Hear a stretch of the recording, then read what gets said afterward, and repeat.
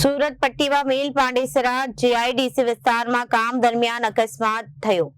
છત પર તાડપત્રી ગોઠવતી વખતે સંતુલન ગુમાવી નીચે પટકાયા। ગંભીર હાલતમાં 108 મારફતે સેવા હોસ્પિટલ ખસેડવામાં આવ્યા।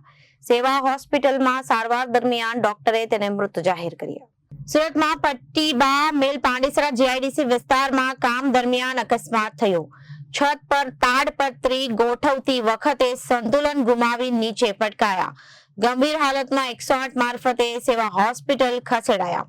સેવા હોસ્પિટલમાં સારવાર દરમિયાન ડોક્ટરે તેને મૃત જાહેર કર્યા। મૃતકની ઓળખ ગુલાબસિંહ વિરજી ગાવિત ઉંમર 42 વર્ષ તરીકે થઈ છે। મૂળ નવાપુર નજીકના ગામના સુરતમાં મજૂરી માટે રોજ અપડાઉન કરતો હતો અને બે દીકરીઓએ ગુમાવ્યો પિતાનો સહારો। પરિવારમાં શોકની લાગણી ફેલાઈ ગઈ। પરિવાર દ્વારા યોગ્ય વળતર અને બાળકોના ભરણ પોષણની વ્યવસ્થા કરવાની માંગ કરવામાં આવી છે। મારા નામ વિલાસ છે। ગુલાબસિંહ વિરજી ગામિત પેલો પાંડેસરા પટ્ટીવા મિલમાં કામ પર આવ્યો હતો। પેલા પતરા પર પ્લાસ્ટિક પતરવા ગયો ત્યારે નીચે પડી ગયો અને મૃત્યુ થઈ ગયો।